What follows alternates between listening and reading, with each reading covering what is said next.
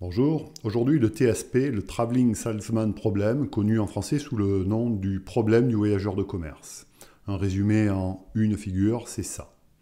Commençons tout d'abord par les motivations. Imaginons que l'on ait un vaste territoire, comme l'Afrique, et puis un certain nombre de points à visiter. Imaginons aussi que l'on parte d'un de ces points, celui-là par exemple, et que l'on dispose, ici, hypothèse miraculeuse, d'un avion pour visiter tous ces points.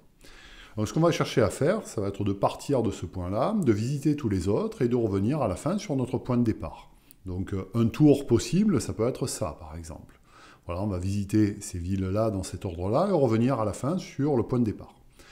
Par contre, ce que l'on va chercher, ça va être le meilleur tour possible. Évidemment, il y en a beaucoup de tours possibles, hein, mais on va chercher le meilleur. On va voir en quoi il va être le meilleur. Exprimons maintenant ce problème sous forme de problème de graphe. Donc, quelles sont les données? Alors, au départ, on se donne un graphe complet, c'est-à-dire que chaque sommet est voisin de tous les autres, et même un graphe complet pondéré, c'est-à-dire que sur chaque arête, on met ce qu'on appelle un poids, qui est ici une valeur strictement positive. Ici, j'ai mis des entiers, mais ce n'est pas nécessairement des entiers. Et chacun de ces poids peut représenter éventuellement le coût du transport. Par exemple, de 1 à 2, ça peut représenter un coût de 10 euros. Ou alors une durée de transport de 10 minutes, ou enfin peu importe. Voilà, donc on appelle ça des poids de manière générique. Et là-dedans, ça c'est les données du problème, on va chercher ce qu'on appelle un tour. Alors pour les gens qui ont suivi mes autres vidéos, un tour ici ça va être un cycle hamiltonien, c'est-à-dire un cycle qui contient chacun des sommets. Donc par exemple ce cycle-là, rouge. Donc d'ailleurs si on met notre petit voyageur de commerce ici, vous voyez qu'il peut faire le tour de chacun des sommets et revenir à la fin sur son point de départ. Voilà donc ce que l'on appelle un tour. Ici, le poids de ce tour, c'est la somme des poids de ces arêtes, c'est-à-dire 10, plus 3, plus 4, plus 7, plus 9, c'est-à-dire 33 ici. Alors bien sûr, il n'y a pas qu'un seul tour possible dans ce graphe complet, il y en a beaucoup. D'ailleurs, je vous invite à mettre dans les commentaires le nombre de tours possibles pour un graphe complet à 5 sommets ou à n sommets. Regardons un autre tour. Toujours sur le même graphe, bien sûr. On peut aller de 1 à 3, puis ensuite aller en 2, remonter, enfin aller en 5, 4, et puis finir par 1. Ça aussi, c'est un tour, un autre tour possible dans le même graphe. Et là, ce coup-ci, son poids, ça va être plus que de 20. Donc, ce tour vert est plus intéressant pour nous que le tour rouge de tout à l'heure. Le problème est donc le suivant. Étant donné un graphe complet pondéré, on va chercher à construire un tour de poids minimal. Donc ça, c'est un problème tout à fait classique, mais c'est un problème difficile. C'est-à-dire qu'à l'heure actuelle, personne ne sait le résoudre de manière exacte avec un algorithme ayant une complexité polynomiale, c'est-à-dire raisonnable, avec un algorithme raisonnable. Donc il est tellement classique qu'il y a eu de multiples approches pour essayer de le résoudre de manière exacte ou de manière approchée. Alors, on ne va pas faire le tour de toutes ces approches possibles, ça nous mènerait beaucoup trop loin.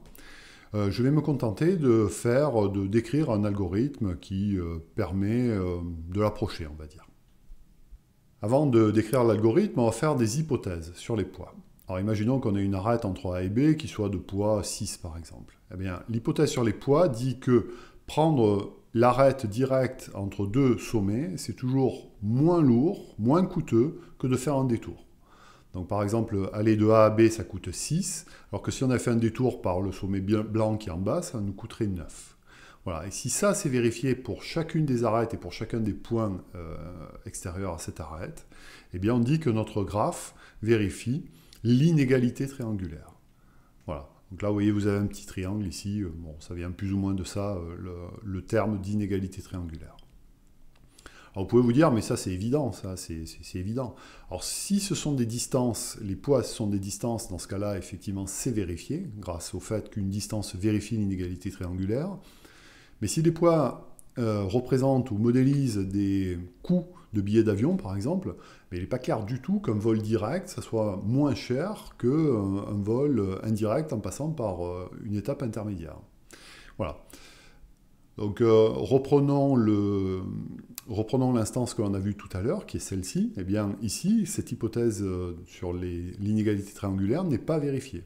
Par exemple, pour aller de 1 à 2, ça coûte 10, alors que si on fait un détour par 3, ça ne coûte que 7. Voilà, donc là, ici, l'hypothèse n'est pas vérifiée. Bien, maintenant on va supposer que cette hypothèse est vérifiée, on va décrire un algorithme. Alors la première étape de cet algorithme, ça va être de construire, dans ce graphe complet, pondéré, un arbre couvrant de poids minimal.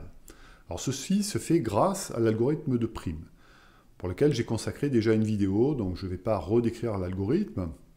Je vais vous donner simplement une idée schématique de l'algorithme général. Donc on imagine qu'on a un certain nombre de sommets, et qu'on a construit cet arbre de prime qui est celui-là par exemple. Alors ici je ne représente pas les poids, parce que ça ne va pas nous être utile pour donner cette description schématique de l'algorithme général. Bien. Une fois qu'on a construit un arbre couvrant de poids minimal, qui nous permet, si vous voulez, en quelque sorte de repérer les arêtes qui sont les moins lourdes, hein, c'est un peu ça l'intuition, on va dire, derrière, on va faire une deuxième étape, qui va être de faire le tour de l'arbre. Alors je vais vous expliquer ce que c'est. En fait, l'étape 2, là, elle n'est pas décrite de manière complète. Il faudra qu'on la complète un petit peu après. Donc on va partir d'un sommet quelconque, on va dessiner notre arbre de manière planaire, vous voyez, sans que les arêtes ne se croisent, comme ça. Et puis on va partir d'un sommet, par exemple 1. Et ensuite, on va visiter chacune des arêtes en faisant le tour de l'arbre, si vous voulez, de l'intérieur vers l'extérieur, même si ça n'a pas vraiment de sens, mais je pense que ça va devenir clair lorsque je vais faire l'illustration. Donc on va suivre une première arête, qui va être 1,5, puis après on va revenir sur cette arête, on va redescendre ici, puis remonter, aller en 2, aller en 6, vous voyez, chaque fois, on fait vraiment le détour de l'arbre, comme ça, et au fur et à mesure, on note en bas les sommets par lesquels on passe. Et à la fin, on revient ici vers 1. Alors ça, c'est pas un tour exactement comme ce qu'on cherche, puisqu'on est passé ici, potentiellement, plusieurs fois par le même sommet. Notez qu'on est passé exactement 2 fois par chacune des arêtes en faisant ça. Alors, ce que l'on va rajouter à l'étape 2, ça va être de faire ce tour, effectivement, mais en ne retenant que le premier passage en chacun des sommets. Voilà, donc je vous ai expliqué de manière informelle ce que j'entendais par faire un tour de l'arbre, et maintenant on va rajouter cette règle de ne retenir que le premier passage en chacun des sommets. Donc pour ça, je vais réeffacer, on va recommencer. Donc au départ, je vais faire exactement le même tour, je vais partir de 1. Comme 1, on n'y est jamais passé, et c'est la première fois qu'on y passe, eh bien on le marque. Ensuite, je vais descendre comme tout à l'heure sur 5. 5, c'est la première fois qu'on passe sur 5. Donc on va le marquer, on va le noter, on va le stabiloter en bas. Ensuite, on revient sur 1. 1, on y est déjà passé, donc on ne fait rien de particulier. Ensuite, on descend sur 4. 4, c'est la première fois qu'on le visite, donc on va le marquer. On revient vers 1. 1, on l'a déjà visité, donc on ne fait rien. Ensuite, on va vers 2, c'est la première fois qu'on le voit, on le marque. On descend sur 6, c'est la première fois qu'on le voit, on le marque.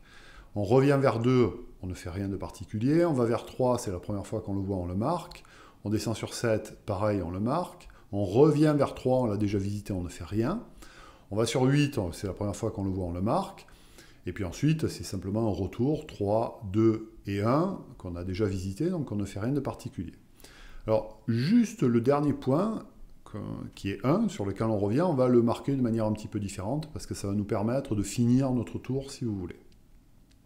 Voilà, donc on a refait notre tour, exactement comme tout à l'heure, sauf qu'on a pris soin de marquer, de ne retenir dans la liste en bas, que la première occurrence, le premier passage en chacun des sommets. Du coup, on peut oublier les sommets intermédiaires qui sont ceux-là. Voilà. Donc ça nous donne cette liste-là que je recopie à gauche en espèce de rose comme ça. Et bien ça va être notre tour définitif, le résultat de l'algorithme. Alors regardons ce qu'il en est, oublions ça, oublions même les arêtes et l'ordre de passage de visite de l'arbre couvrant. Je vous rappelle qu'on est dans un graphe complet. Donc on va suivre, en fait, on va dessiner le tour qui est en bas. Donc on va partir de 1, puis on va aller en 5, ici, puis aller en 4, puis aller en 2, aller en 6, puis ensuite en 3, en 7, en 8. Vous voyez, je dessine exactement ce qui est écrit en bas, et ensuite je reviens vers 1. Et bien voilà, c'est ça le résultat de l'algorithme que je vous propose, qui est décrit ici de manière très informelle. Ça, c'est ce qu'on appelle un algorithme d'approximation. Alors, je ne vais pas rentrer plus dans les détails de ce que c'est et ce que ça veut dire, et c'est un sujet qui m'intéresse beaucoup, peut-être qu'un jour je ferai des vidéos spécialisées autour de ça. Alors, avant de conclure, je voudrais vous parler de l'algorithme de Christofides, je voudrais l'évoquer plus exactement. L'algorithme de Christofides, c'est une version qui donne de meilleurs résultats que l'algorithme que je viens de vous décrire. Mais il est plus compliqué à décrire. voilà, que l'algorithme que je viens de vous décrire. En fait, il a des étapes de plus par rapport à ce que je vous ai donné. Donc je dirais que voilà, l'algorithme un peu ultime pour le TSP, avec des poids qui vérifient l'inégalité triangulaire, c'est vraiment l'algorithme de Christofides. Voilà, donc c'est un petit peu trop compliqué à décrire ici, ça nous mènerait un peu trop loin, je le fais dans mon bouquin d'ailleurs, mais voilà, je vous ai décrit un petit algorithme d'approximation pour le problème très classique du TSP, du voyageur de commerce. Voilà, j'espère que ça vous sera utile, éventuellement vous pouvez le programmer de manière très très simple, hein. Il suffit de programmer l'algorithme de prime et puis de faire un parcours en profondeur sur cet arbre-là, c'est rien de très compliqué, et vous avez un tour qui n'est pas trop mauvais, on va dire. Voilà. À bientôt pour une prochaine vidéo. Au revoir.